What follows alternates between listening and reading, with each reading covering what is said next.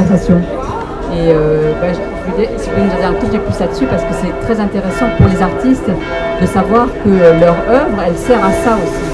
C'est-à-dire que c'est une manière d'entrer en relation avec les autres. Je vais attendre la fin de la sonnette si vous permettez, parce que là c'est un peu... Je ne sais pas combien de temps ça sonne longtemps. Faire de co-commissaire de l'exposition À table, le repas tout un art. Une exposition dont vous voyez l'affiche devant vous, qui est présentée actuellement à Sèvres, au Musée national de céramique, et jusqu'au 24 octobre. Et pour les gens qui sont dans l'auditoire, vous avez la chance, vous aurez des entrées gratuites pour 2 personnes pour l'exposition qu'on vous distribuera à la fin de la présentation. Alors, je vais vous présenter d'une part l'exposition et bien sûr le catalogue de l'exposition. C'était le but de ma venue aujourd'hui.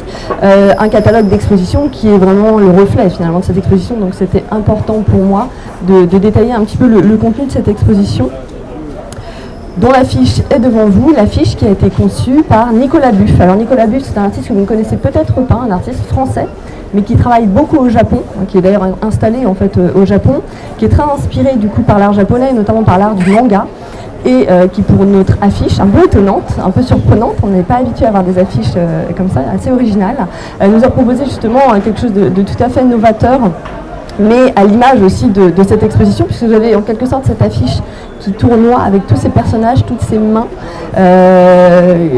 qui signale un peu le message de notre exposition, qui se voulait aussi collaborative d'une certaine manière, et qui, vous voyez, toutes ces mains, elles ont des costumes différents, elles manipulent des mets ou des objets de table d'époque différentes, et justement l'exposition, c'est un peu ce parcours qu'elle va nous proposer, c'est-à-dire à travers les âges, de l'Antiquité à nos jours, un voyage à la fois dans l'histoire de la gastronomie, mais également dans l'histoire des arts de la table en France.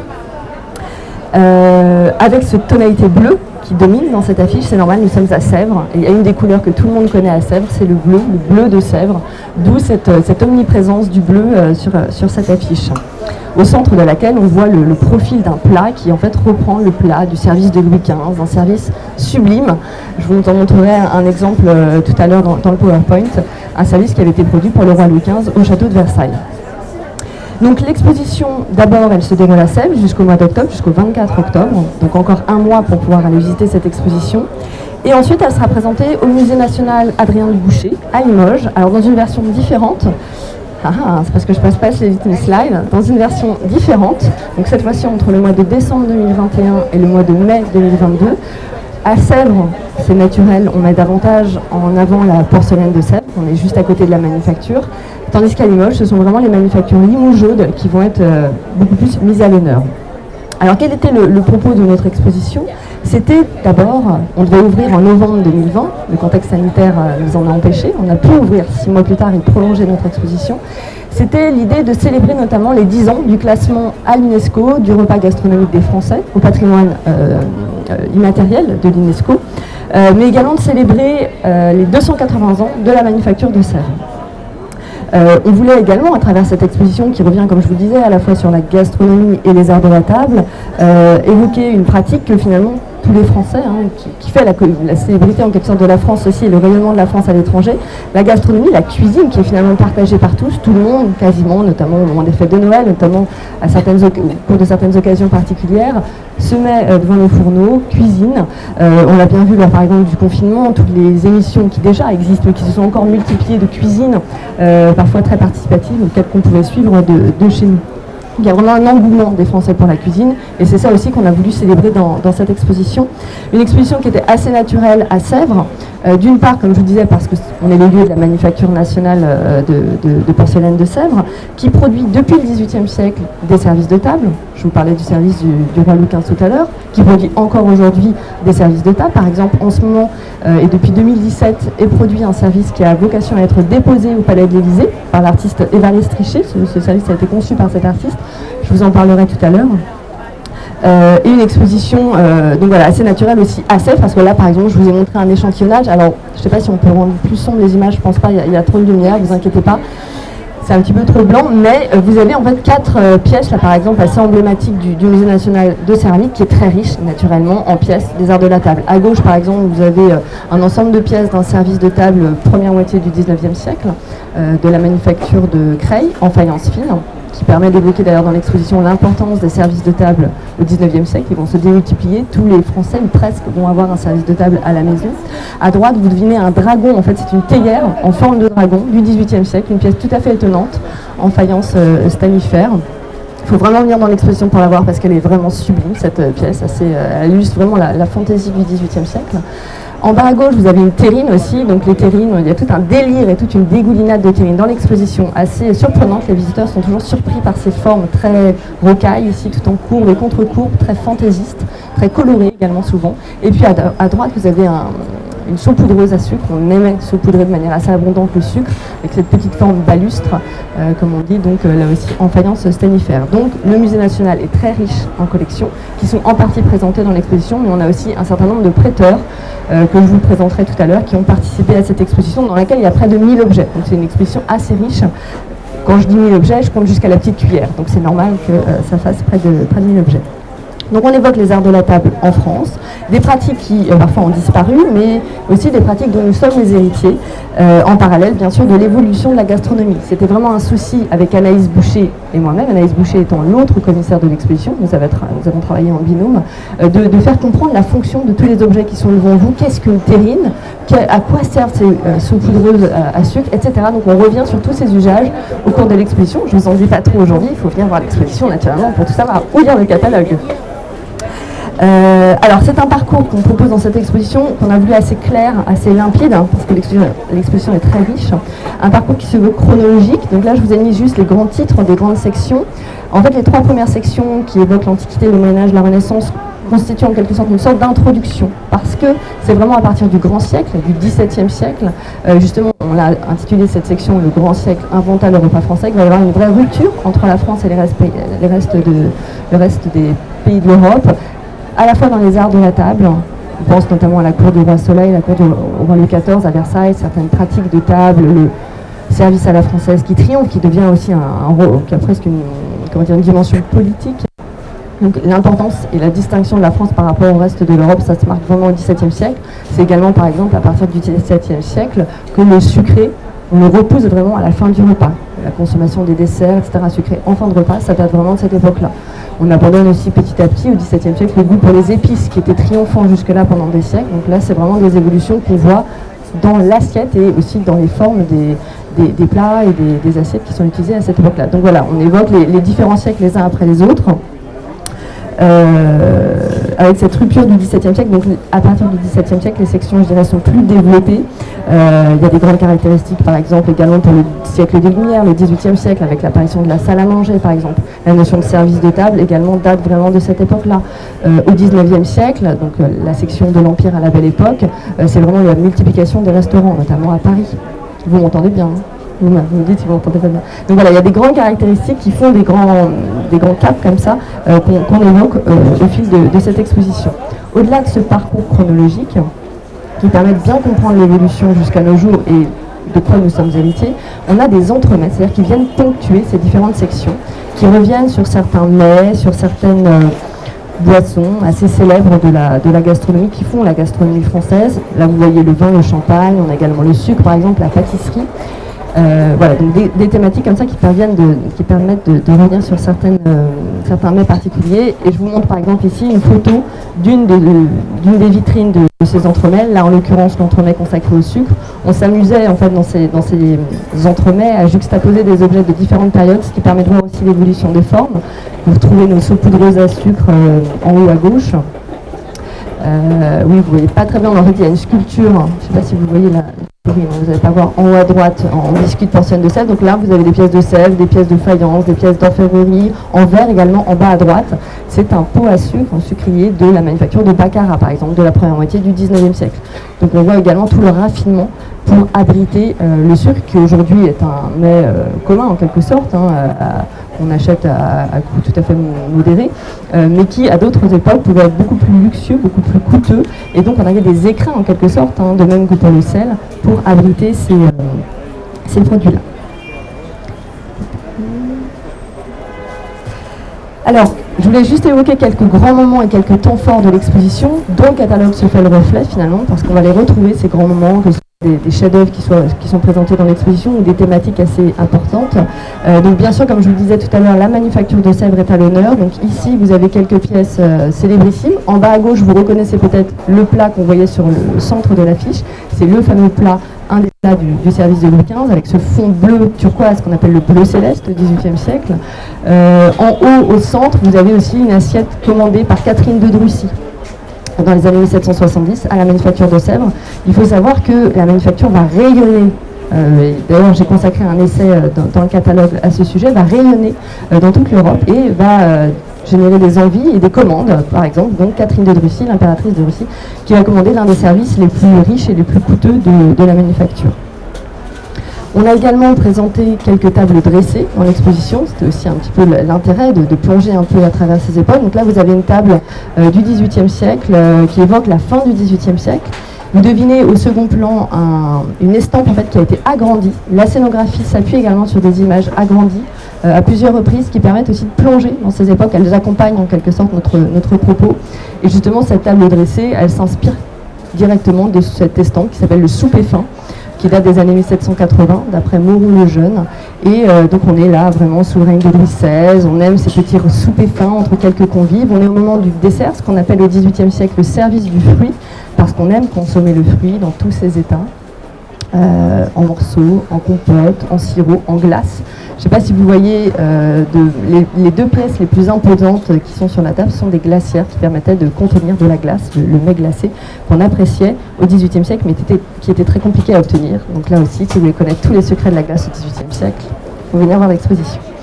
Autre moment clé aussi de cette exposition, ce qui est chouette, c'est qu'on a pu faire des photos de la scéno qu'on a pu parfois également reproduire dans le catalogue, donc ça permet aussi de plonger dans l'exposition à travers le catalogue. On a une collection assez riche au musée de Sèvres de terrines. Donc les terrines sont des grands plats, parfois de forme animale, comme vous le voyez là, ce sont des trompe-l'œil, là en l'occurrence, qui contiennent notamment des mets à base de viande, en sauce, de légumes notamment, de plats mijotés en quelque sorte si vous voulez, et la terrine ça apparaît véritablement au XVIIIe siècle.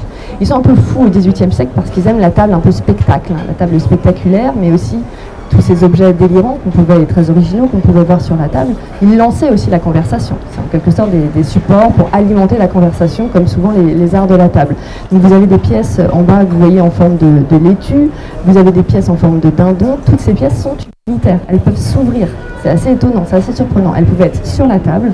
Alors on pense que par exemple ces pièces en forme de dindon pouvaient contenir justement des plats, des terrines à base de gibier notamment. Vous avez aussi des hures de sanglier tout en haut.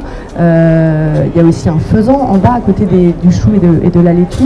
Donc on pense que c'était utilisé notamment lors de grands repas un peu fastueux qui marquaient l'ouverture de la chasse à l'automne. Donc en tout cas des pièces assez délirantes, très riches de couleurs, très riches de formes, compliquées à manipuler. Pour les avoir manipulées, je peux vous le dire. C'est vrai qu'ils avaient des domestiques également, ils n'avaient pas les mêmes équipes qu'on a aujourd'hui, mais donc voilà, c'est quand même des pièces qui transformaient véritablement la table et en faisaient un spectacle. On présente aussi l'intérêt, par exemple, l'enjeu des transports, par exemple, les paquebots, les avions vont contribuer au rayonnement de la française, des arts de la table française. Donc on présente des pièces, là j'ai pas de photos, et justement je vous parlais du service Bleu Élysée, donc ce service qui est en cours de production à la manufacture actuellement depuis 2017, destiné à être déposé à la présidence de la République, donc au Palais de l'Élysée, qui a été utilisé pour la première fois lors du G7 en 2019. Donc ce service Bleu Élysée qui a été conçu en 2019, je vous en montre un tout petit détail, parce que justement là vous avez que quelques assiettes. En fait, on a 90 pièces sur les 300 qui constituent le service, 90 qui sont présentées dans l'exposition. Je ne vous en dis pas plus, ça permet en tout cas de révéler pour une des premières fois en fait, au public, à cette échelle-là, ce service donc, qui est utilisé au Palais de l'Élysée. Et vous voyez, en fait, vous devinez ici un escalier qui est dessiné sur plusieurs assiettes. En fait, Évariste Richer a repris un plan ancien du Palais de l'Élysée qu'il a transcrit sur ces différentes assiettes en utilisant non pas de l'or cette fois-ci, comme on le voit souvent dans les services utilisés dans nos ambassades, dans nos ministères, mais ici seulement le bleu de Sèvres qui est mis en valeur, cette couleur emblématique dont je vous parlais tout à l'heure, donc on retrouve sur ce service. Et pour finir, dernière vue de l'exposition, enfin j'ai pas fini ma présentation, mais une des dernières vues de l'exposition, la section consacrée à la Renaissance, donc juste pour vous montrer aussi comment fonctionne souvent l'exposition, un certain nombre d'agrandissements, comme on l'a vu tout à l'heure pour la table à dessert, qui plongent aussi et qui permettent de comprendre en quelque sorte les objets qui peuvent être présentés au premier plan, ici en l'occurrence la section Renaissance, qui évoque notamment l'apparition de l'assiette, de l'utilisation de la fourchette pour porter véritablement les mets à la bouche. Donc tout ça sont des innovations de ce siècle. Alors, parmi les personnes qui ont conçu cette exposition ou soutenu cette exposition, je signale Pierre Hermé que tout le monde connaît, qui est l'ambassadeur de notre exposition, qui a accepté généreusement d'être notre ambassadeur. Le commissariat général, c'est notre directrice, la directrice notamment du Musée national de céramique à Sèvres, et donc du département du patrimoine et des collections. Nous sommes un grand établissement à Sèvres, et plusieurs départements, et le musée fait partie de ce département du patrimoine et des collections. Donc Charlotte Vignon, commissariat général, et c'est moi-même et Anaïs Boucher qui avons assuré le commissariat scientifique, donc toute la conception, le choix des œuvres, etc., toute la rédaction des textes, et nous qui avons également dirigé la publication du catalogue donc, qui accompagne cette exposition. La scénographie a été assurée par Jean-Paul Camargo, qui travaille avec un certain nombre de musées et qui a déjà mis en scène un certain nombre d'expositions, différents soutiens, je pense notamment à l'UNESCO, au département des Hauts-de-Seine, à la Fondation Salin, et pour le catalogue en l'occurrence, l'association des spécialistes de la céramique de collection, qui ont donc soutenu la publication de ce catalogue qui a été préparé en, on va dire, 6 mois, donc ça a été un marathon ce catalogue, je vous passe ces détails, j'ai passé un été très studieux cette année-là, mais voilà, c'est important pour nous de faire un catalogue d'exposition parce qu'il va garder la trace, le témoignage de cette exposition, la faire vivre au-delà de ces dates, au-delà du 24 octobre.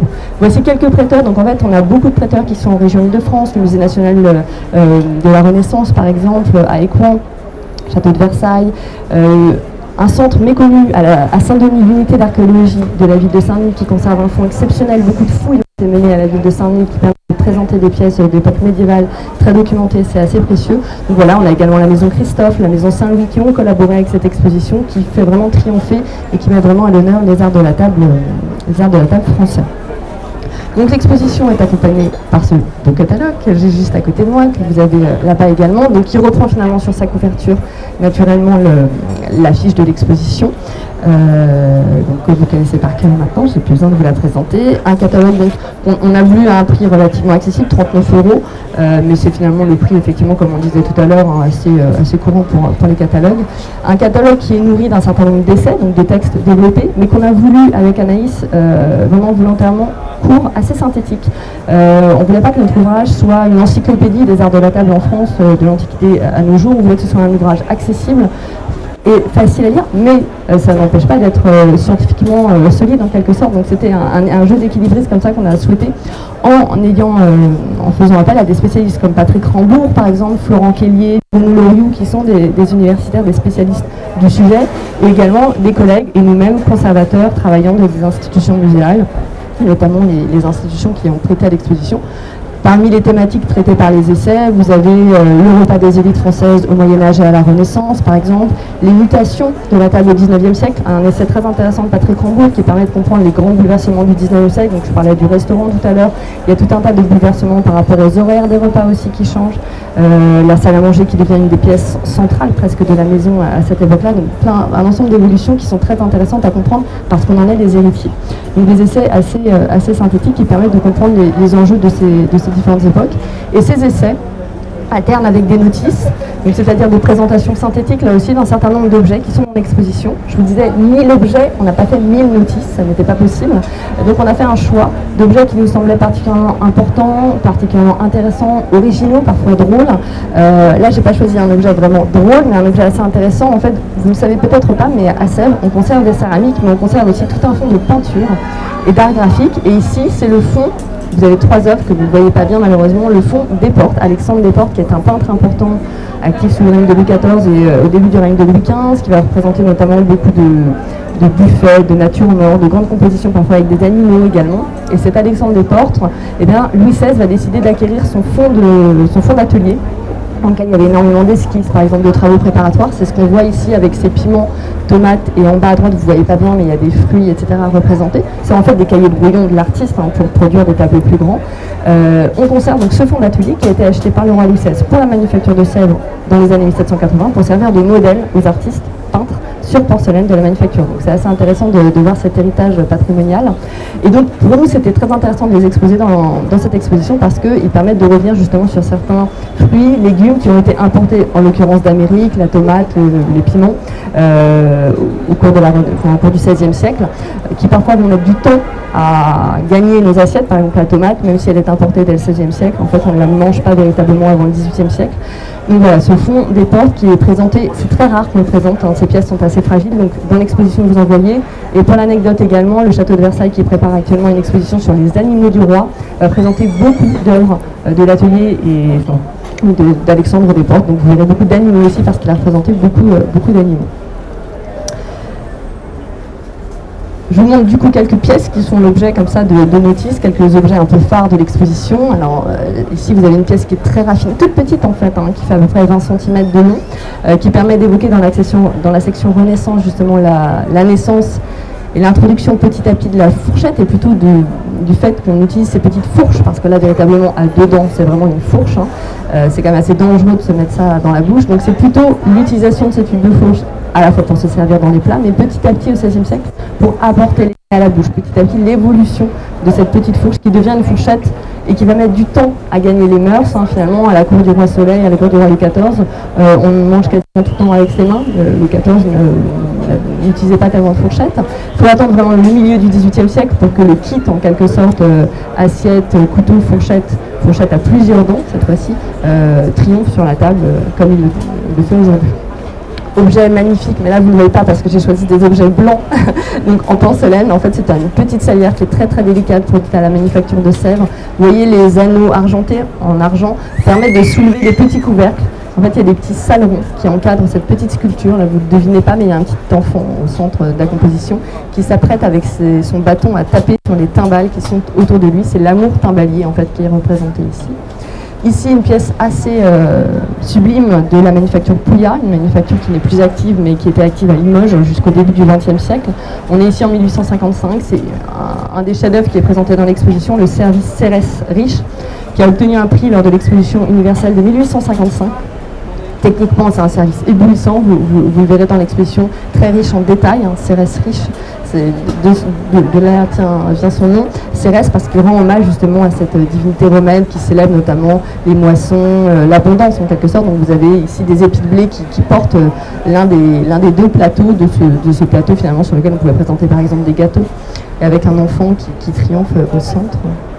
Et pour terminer, une pièce un peu étonnante, produite par la manufacture de Sèvres. On évoque dans cette exposition les ornements de table, également pas seulement les objets dans lesquels on mangeait, dans lesquels on se servait, mais aussi ce qui constituait les décorations de table du 18e à nos jours, et ce qu'on appelle les surtouts en fait.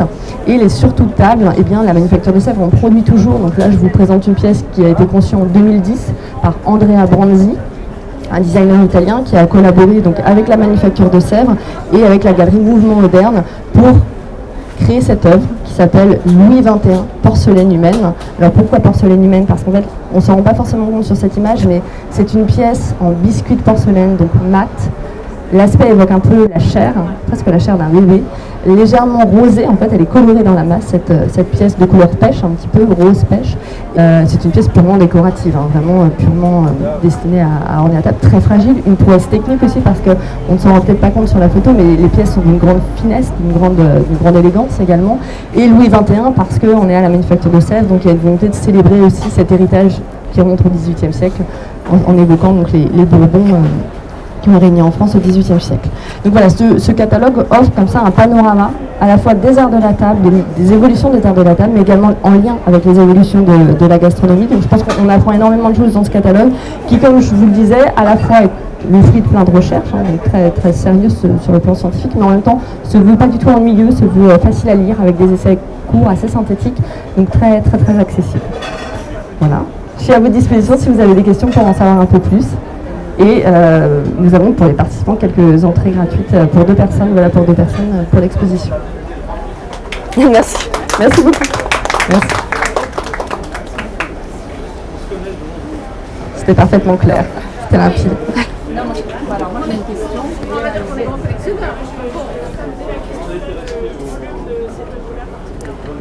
Alors cette pièce, il y a un peu plus d'une dizaine d'éléments, c'est un peu plus d'1 mètre. Après, on peut le disposer comme on le souhaite, hein, on peut l'adapter comme on le souhaite, mais on les met les uns plus à côté des autres, on ne met pas une pièce les unes à côté des autres, mais ça s'étend sur un peu plus d'1 mètre, 1,20 m je dirais à peu près. Ah, la hauteur des objets, alors là je me lance. La pièce la plus haute, elle fait à peu près cette hauteur-là, donc 50 cm je crois à peu près. Donc c'est pas très très haut, c'est pas très très haut. Une question, on va attendre la fin. Ça marche.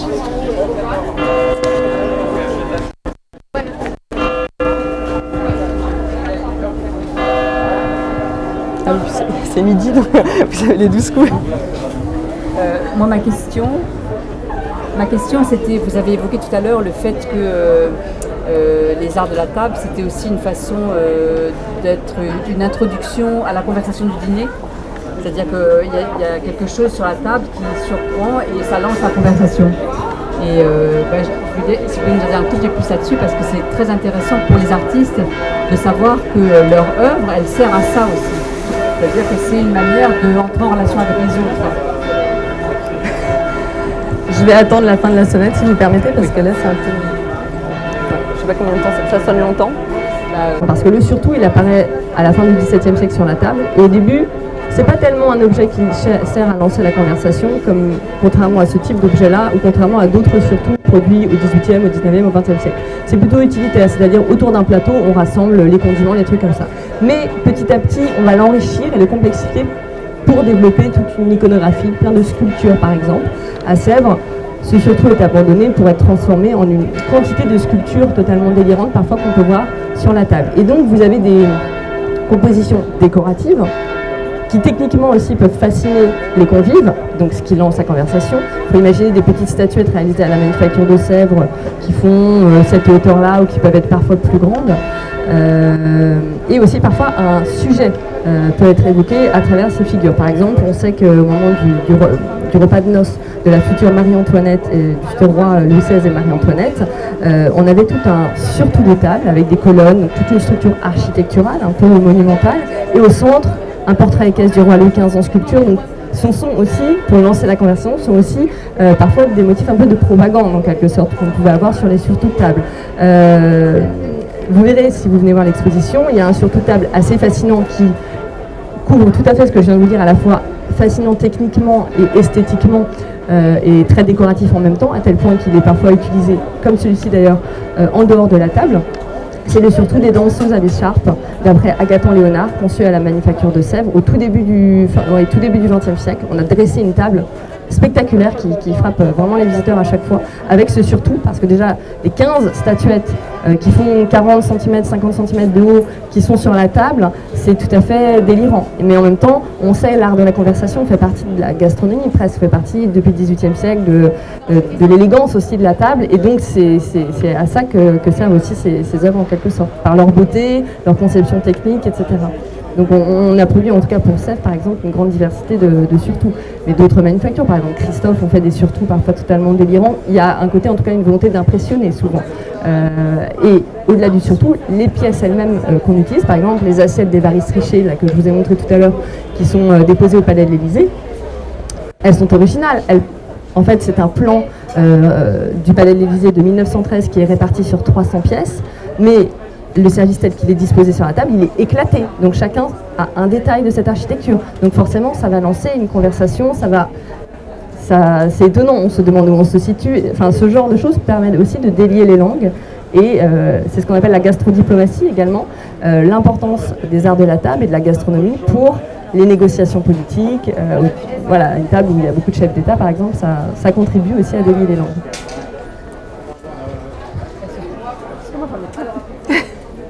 Allez-y, je vous en prie. Mon autre question, mais je ne sais pas si vous êtes des artistes ou des amateurs ou...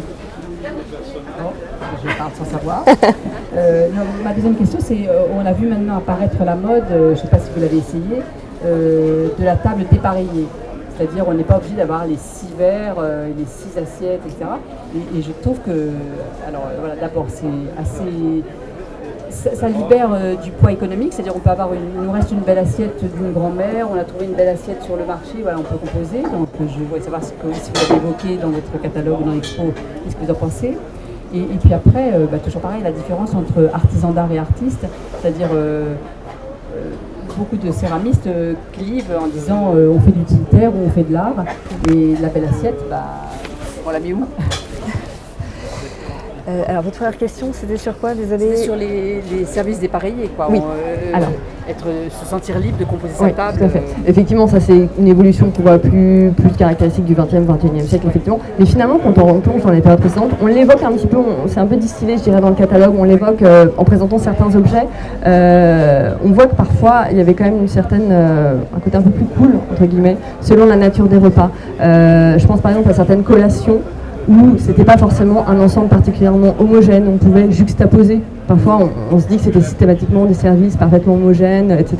Pas forcément. On pouvait, donc, lors des collations, par exemple, il faut imaginer qu'on pouvait, donc collations en extérieur, on pouvait faire des grandes décorations avec des objets qui pouvaient provenir de provenances différentes, avec des matériaux et des couleurs différentes. Ça n'était pas forcément gênant. Et par ailleurs, par exemple, les ensembles thé, café, chocolat, par exemple, qu'on utilise pour boire ces boissons exotiques, très souvent, vous avez des ensembles qui sont dépareillés. Le plateau n'a pas forcément la même provenance. Nous, on va plus présenter dans l'exposition des ensembles homogènes. Je pense justement à un ensemble de tasses et soucoupes 18e, etc. homogène avec son plateau, fait partie du même ensemble, tout a été produit ensemble. Mais parfois, on pouvait associer déjà une théière en orfèvrerie, par exemple, et des tasses et soucoupes en porcelaine de Sèvres. On n'avait pas forcément toujours, mais il y avait aussi des enjeux économiques, c'est-à-dire que tout le monde ne pouvait pas forcément se procurer l'ensemble. Voilà, donc ça pouvait dépareiller. Autre exemple, par exemple, pour le surtout produit par Catherine II de Russie. Donc je vous ai montré son assiette tout à l'heure. Catherine II de Russie fait commander un service, donc lui totalement cohérent, plusieurs centaines de pièces, dans les années 1770 à la manufacture de Sèvres. Mais pour le surtout, donc pour l'ornement de table, ça coûte déjà très cher ce qu'elle fait commander. Donc en fait, elle va récupérer d'anciens éléments d'autres surtout qui ont été produits à d'autres occasions, plein de petites statuettes qu'elle achète en lot comme ça, et puis elle va faire seulement créer, juste pour s'en servir, il y aura seulement un gros biscuit qui est présenté dans l'exposition très spectaculaire, qui fait presque 1 mètre de haut, c'est délirant. Pour constituer toute sa décoration avec ces biscuits de Sèvres, il y a seulement un élément principal nouveau, donc elle a dû payer la conception, donc ça lui a coûté spécialement cher. Les autres, elle a payé la production, mais pas la conception, puisque c'est une conception des années antérieures. Donc en fait, on peut voir sur la table parfois des éléments de périodes différentes. Non, ça peut tout à fait dépareiller. Et votre deuxième question, utilitaire à artisanat. Utilitaire, est-ce de l'art? Pour moi, oui, absolument. Déjà, sur le plan technique, ce sont vraiment des prouesses techniques. Par exemple, je pense à des pièces de la langue Christophe. Voilà, on a fait une notice dans le catalogue, une pièce totalement unique presque, mais qui peut pourtant être produite en plusieurs exemplaires. Un ensemble pour boire le thé notamment et le café. Le service Courge qui a été conçu en 1891 en haute orfèvrerie, donc c'est de l'argent massif. C'est éblouissant techniquement, je veux dire, c'est des chefs-d'œuvre déjà techniques, c'est inimaginable, des formes tout à fait étonnantes, tout en courbe et contre-tourbe qui s'inspirent de la nature et qui retranscrivent en argent cette inspiration naturelle. C'est un peu l'art dans votre quotidien, justement, cet ensemble. Et quand je vois des pièces peintes, qu'elles soient en faïence sannifère ou produites à la manufacture de Sèvres, pour moi, ce sont vraiment des pièces artistiques. Déjà par la prouesse technique, l'inspiration magnifique, la conception d'ensemble parfaitement homogène, c'est vraiment des petits bijoux, des petits chefs-d'œuvre en soi, dans lesquels vous prenez votre pas. Donc pour moi, ce sont vraiment art et artisanat sans aucune hésitation. Après, j'aime beaucoup ces pièces, donc c'est peut-être, pour moi, c'est justement une alliance des deux et qui font pénétrer l'art dans le quotidien. D'accord. Merci à vous. Merci.